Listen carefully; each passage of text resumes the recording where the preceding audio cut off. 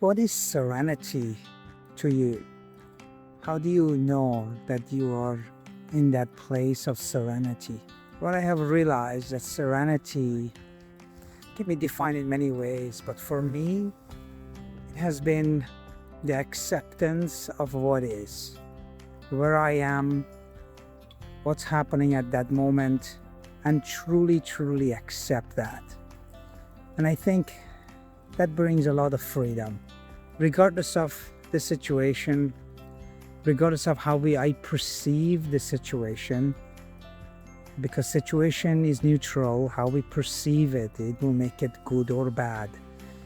So serenity, at the end of the day, to me, is exactly that. It's accepting it and making the best of what I got at that moment. And I do have to be honest, though, it's harder than it seems, but practicing it in a few years, every day, when I become aware, that's kind of guided me to be more at peace. And just awareness of that, understanding that truly, what it means, that the moment and the circumstance that it shows up, I have to accept and just roll with it, and no struggle. The art of being, the art of letting go of that illusion of control and power. So really, I wanted to challenge you and bring that awareness to you in a way that perhaps you haven't thought of. So what is serenity to you, and how would you define it for you in your life? And the moment you become aware of that, then you realize that we do have to accept what is. Now, you can struggle, you can go against it, but it just brings unnecessary suffering. Because really, what are you going to do about it? So let me give you an example. And it's happened before, many times. You make an appointment with your doctor. You get to the office, and the doctor is late for whatever reason. And usually it's a legitimate reason. It's not like the doctor went golfing, right? Let's be realistic. So, and we get upset because the doctor is 15 minutes late, 20 minutes late, half an hour late.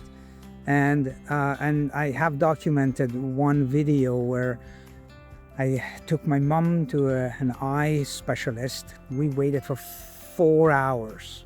Now, that's extreme. It doesn't happen all the time, but it does happen. Average for that doctor was 2 hours waiting, just because of the lack of eye specialists around where I live and where my mom lives, elderly mom. So now we can be upset. We can, you can say that's all right to be upset, sure. But I believe that's a choice. And so you're upset now. Will that change anything? That's the comedy of the whole thing, right? It doesn't change anything. It doesn't. And somehow we think that it does, but really, the doctor's still late. We still have to wait. We still need the doctor's expertise. So really, so what is the utility in getting upset and basically poison our own system? Because remember, upsetting means stress. So stress means hormonal change and in the body, and cortisol and all of that stuff above and beyond what we actually are used to. And that's poisoning the body. So we don't need that. So there's no utility in that. So why are we doing that?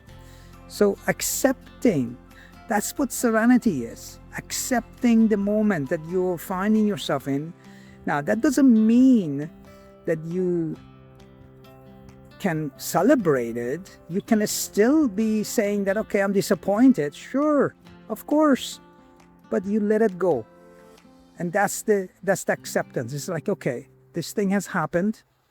It's not the best because of certain things, but it has happened and it's happening, and there's not much I can do. And that's part of that serenity, acceptance of what it is that there's not much you can do. And if you cannot do it, cannot do anything to change the outcome, you just accept and then to let it go and let it be. And that's basically the Serenity Prayer, if you remember the Serenity Prayer. And it goes something like, in a different version of it, but the main part of it is that God give me the serenity to accept the things that I cannot change, the courage to change the things that I can, and the wisdom to know the difference. So, of course, this was a religious connotation to that, because originally was actually brought up as a religious connotation, but you can call it the infinite wisdom, you can call it the world, you can call it the universe, whatever you want to call that. But the bottom line is that it is exactly that, right? So how do you really practice it? And the practicing of it is I call it the micro practice. Every day a certain circumstance happens, by the way, good or bad, right? Good or bad. Now, we love to accept good things, right?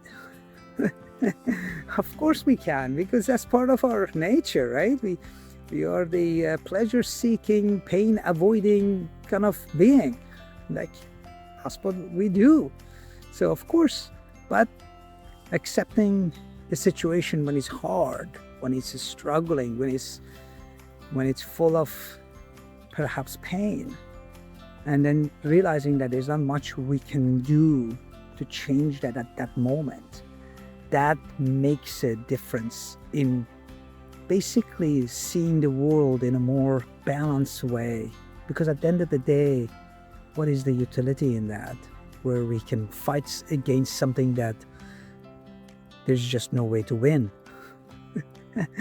It's just one of those kind of life's irony that we think, for the most part, that we can win and we have control over things, but really, we can't, and we don't have any. So find out, again, look into that. Look in, what is serenity to you? What does it mean? And how are you showing up in your life, dealing with that and working through that? Are you finding yourself to accept the things that you cannot change, or you're continuously struggling with it? And I challenge you to look into that deeply, and because the moment you realize that, there's a freedom on the other side that you have never felt before. I hope you're well. Until next time, my friends.